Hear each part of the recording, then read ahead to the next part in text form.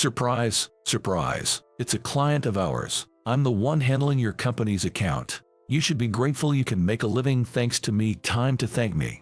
That's what my old classmate, Jack, said with a laugh when he heard where I work.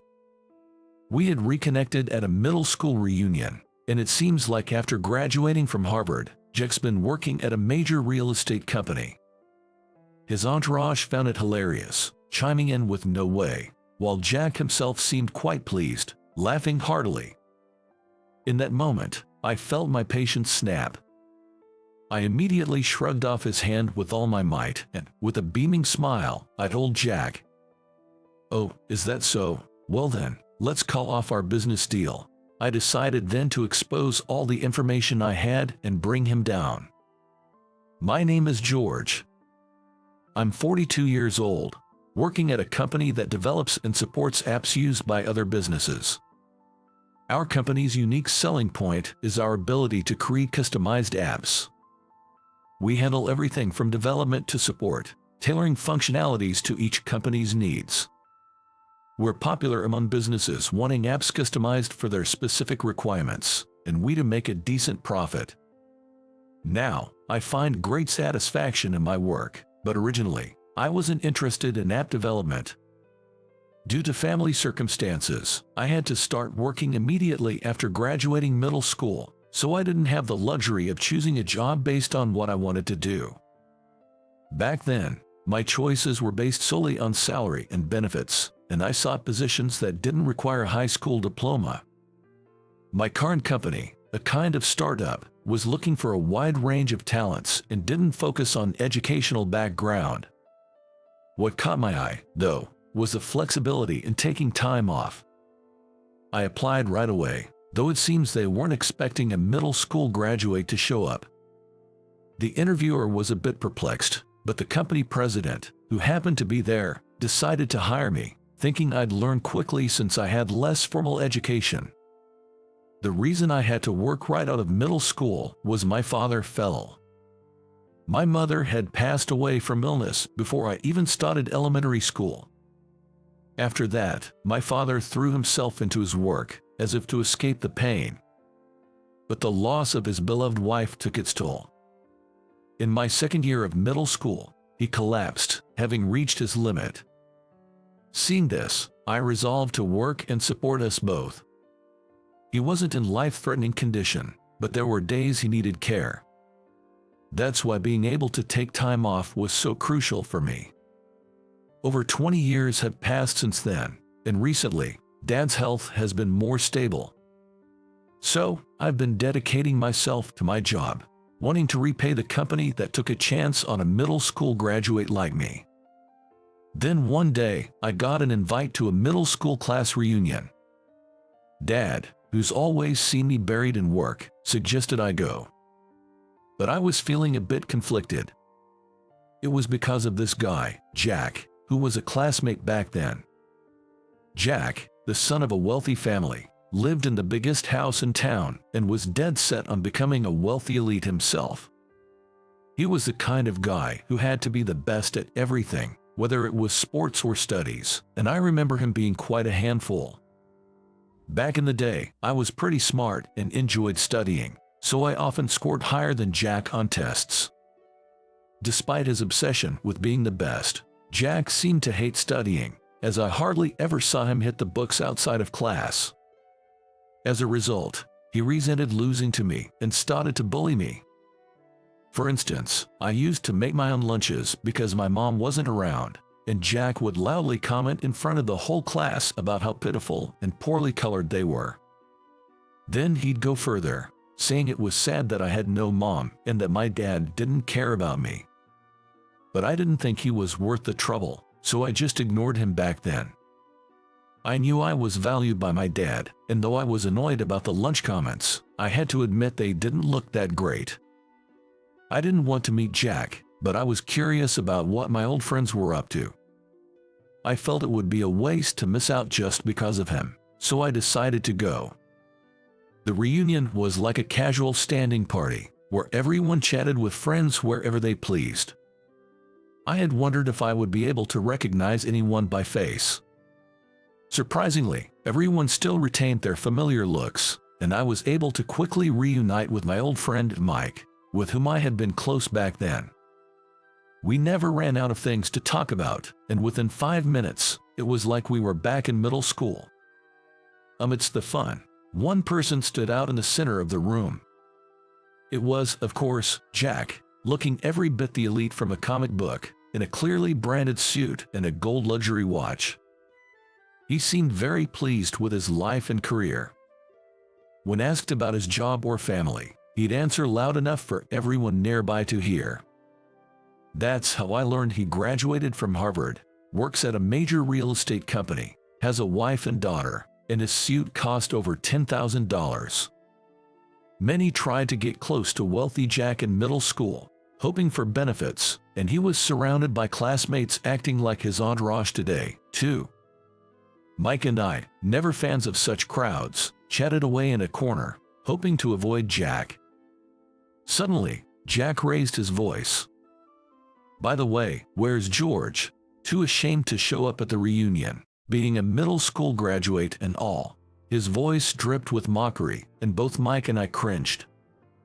I hoped to go unnoticed, but with only about 20 people, it was inevitable. His followers quickly spotted us and pointed. Jack approached us with a condescending smile, still basking in the flattery from his group. Mike and I turned to face him as Jack arrived. To think, a middle school graduate George and his friend Mike managed to show up. Jack, who had approached us, scrutinized my outfit while laughing. Mike, seemingly exasperated, quietly observed us while fiddling with his cell phone.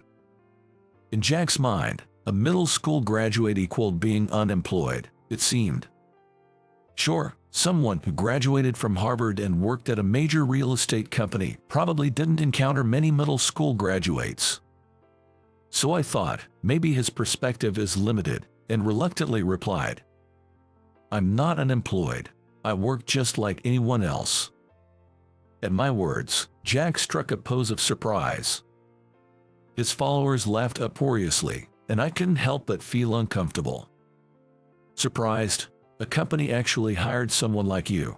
Name it, I bet it's just some small business, Jack taunted. Then, he proudly mentioned the name of the company he worked for. Indeed, Jack's company was a well-known, top-tier real estate firm. This was evident from his appearance, which suggested he was well compensated. I named my workplace while feeling disgusted at his arrogance. Jack's eyes widened, then he burst into a vulgar laugh.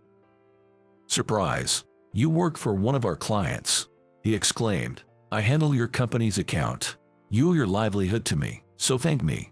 Suddenly, Jack grabbed my head. I never expected him to resort to physical force, and I was shocked as I tried to pry his hand off. His followers were laughing, saying no way, and Jack seemed to be in a good mood, laughing along. That's when I heard my patience snap. I swiftly shrugged off his hand, smiled broadly, and told Jack, "Oh really? Then let's call off the deal." Jack froze, mouth agape, seemingly confused by my sudden change in demeanor or my words. What are you talking about? You can't have any say in the dealings, can you?" Jack clearly thought I had no involvement in his company's dealings.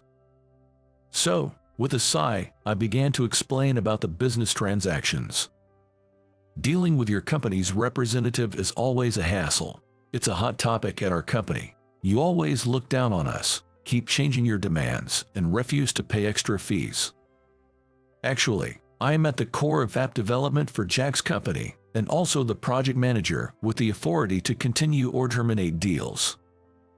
Originally, I was just a manager, but due to the poor attitude of Jack's company, the president told me I could stop negotiations if there were no improvements.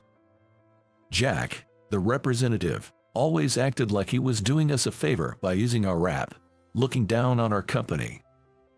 He demanded additions of new features free of charge, and even after we added features he requested, he would change his mind, saying he didn't need them after all. Such selfish behavior. As I shared this, Jack's face turned pale. Still, He seemed not to grasp the situation fully. Jack glared at me and, trying to mask his unease, raised his voice. "So what? If you stop dealing with a company as big as ours, it's you who'll be in trouble." True to form, Jack, oblivious to his position, prompted me to inform him of the reality with a chuckle. "Really? If this deal gets terminated, I think it's you who will be in trouble. If you can't use our app anymore, you'll have to change your entire real estate management system. That would certainly jeopardize your position, wouldn't it?" Seemingly struck by realization, Jack's eyes darted back and forth. The app his company uses was specially developed by ours. Given that they're a major firm with many properties to manage, our app was the solution to their problem of managing with existing apps and services. However, if our deal ends, Jack's company won't be able to continue using our app. If the company as a whole decides to do so, it might not be a problem, but if it's due to Jack's attitude, it would be a significant issue. Jack would have to take responsibility. Finally grasping the gravity of the situation, Jack still couldn't believe what he had done. "Shut up, there's no way you could do that, you're just bluffing," he shouted and suddenly pushed me on the shoulder. Being shoved by a grown man, I couldn't resist immediately and stumbled to the floor. This finally brought his followers to their senses. "Hey, that might be going too far. Yay, what if he had gotten hurt?" His now sober entourage began whispering among themselves, and Jack finally lost all his supporters.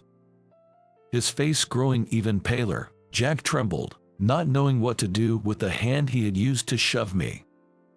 Fortunately, I wasn't hurt and quickly stood up, ready to speak. "After what you've done, I can't stay silent anymore." Jack braced himself but didn't stop his pretense. "What can you possibly do?" he asked, his voice quivering. My next words seemed to completely unsettle Jack. "You're in a pretty bad position at your company, aren't you? Tyler is your boss, right?" As I mentioned his boss's name, Jack's eyes widened. "Tyler is a regular at my favorite bar and a somewhat close friend. We became friends after sharing a table on a busy day, and later I discovered he was Jack's direct superior. In other words, I was already familiar with the company Jack works for. Although I wasn't in sales, so I didn't know Jack was our contact, I had heard various complaints about him from Tyler. Jack, proud of his Harvard degree, often ignored work explanations and made frequent mistakes. His attitude was disliked in the office, causing discord, yet he insisted he was an elite and not at fault. Moreover, despite having a wife and child, he had been seen inviting young female colleagues to dinner and making inappropriate physical contact, which troubled Tyler. As I revealed these stories, the next person to shout wasn't Jack. "What do you mean by that?" The person who shouted was Jack's wife, a woman named Emily. Actually, Jack's wife was a middle school classmate of mine, and she was also attending today's reunion. Jack was at a loss, flustered by his wife's angry yelling. "You said things were going well at work and that's why you came home late, but to think," his wife yelled hysterically, almost lunging at him. Jack, angered by his wife's reaction, replied loudly. "Do you really believe what this middle school graduate is saying?" Jack exclaimed. However, it seemed his wife had her own side of the story, and their argument escalated quickly. Apparently, Jack hadn't been showing his wife his paycheck, and hadn't been contributing much to the household finances. His wife harbored suspicions, and today's revelations seemed to have been the last straw. From what Tyler said, Jack's company is quite a respectable firm.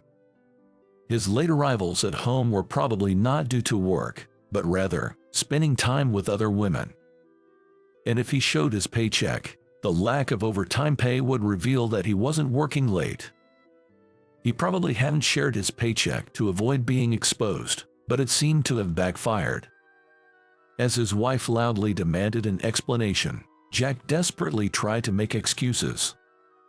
Amidst the chaos, I made a call to my company. Even though it was a holiday, I figured our president, Matthew, might be at work. As expected, I got through to Matthew and explained the day's events. Therefore, I don't see any improvement in their attitude. I'm thinking of ending our business with them, I told him. Matthew agreed, trusting my judgment. He's always had faith in me, a middle school graduate who continued to improve skills and work diligently. He trusted my decision in this matter too, and I thanked him before handing up. It wasn't just me who was troubled by Jack's unreasonable demands. Our sales team was often looked down upon and faced rude remarks and troublesome requests from him. Even if we stop dealing with such a troublesome company, we can still get requests from other companies. In fact, not having our time consumed unnecessarily might even improve efficiency, as I previously discussed with Matthew. After the call, I looked back at Jack, still arguing with his wife. The atmosphere around had turned sour as everyone seemed fed up with the situation. I decided to let Jack know one last thing during a break in their argument. I've got approval from Matthew to end our dealings. Your company will be notified soon. Jack, in disbelief, confronted me. There's no proof of anything I said today. I'll stop this from happening, saying you lied. He raged. As Jack carried on, I was almost at my wit's end.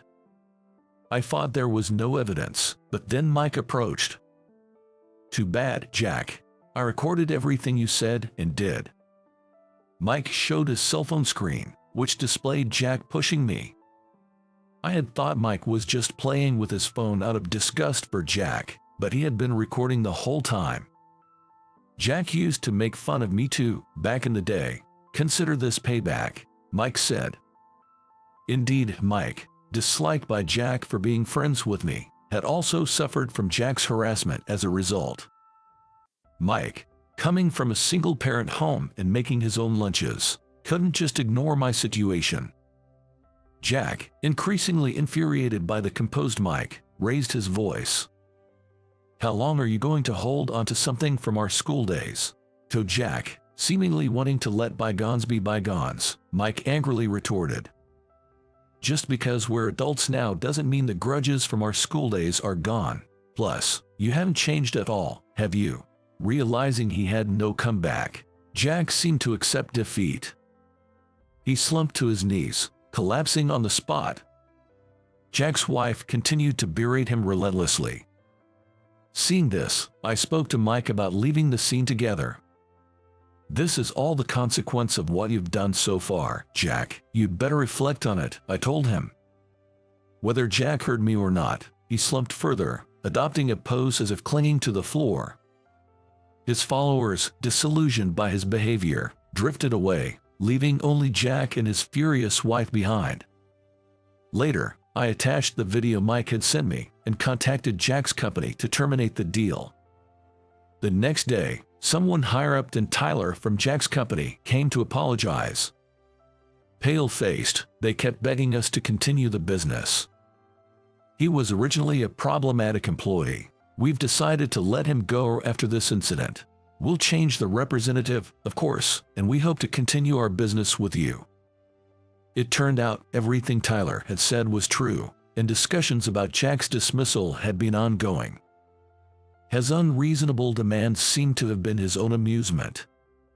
We agreed to continue business with a new representative who promised no more unreasonable demands and payment of additional fees. Afterward, Jack was abandoned by his wife, leading to a divorce. Coming home late and barely involved with his child, Jack didn't stand a chance of getting custody and ended up single again. Despite having to pay alimony and child support, Jack also lost his job. For someone who bragged so much about his success, he hit rock bottom all at once. Even his family, upon learning of his situation, told him to solve his problems himself, effectively disowning him.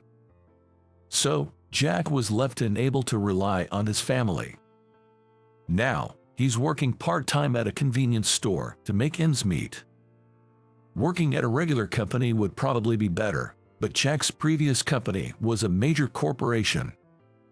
In interviews, abruptly leaving such a prestigious company raised suspicions, making it difficult for him to get hired. His situation became gossip among our classmates, mocked for his former arrogance. After Jack was fired, I first thanked Mike for recording the evidence. Then, Mike, looking a bit embarrassed, said to me, "You know, I've always admired you, George. No matter how much you were bullied, you never gave in." For Mike, my attitude had always been something he aspired to. To me, Mike, who had stayed by my side, seemed more remarkable, but we laughed it off as mutual admiration. Since then, Mike and I have been as close as we were in middle school, even going out for drinks. Mike's belief that school grudges don't just disappear over time proved true. He looked relieved, having finally gotten back at Jack. I agreed, and we enjoyed our drinks. Work-wise, changing the representative from Jack to someone else led to fair pricing and increased profits. Our sales team, too, is relieved and happy, thanking me for taking a firm stand and freeing them from stress. The president, seeing the situation, seems to have gained even more trust in me. It looks like he's even considering promoting me, which has really motivated me to put even more effort into my work. My father, in good health, smiles at my progress. I plan to keep supporting him and continue working hard, staying true to myself.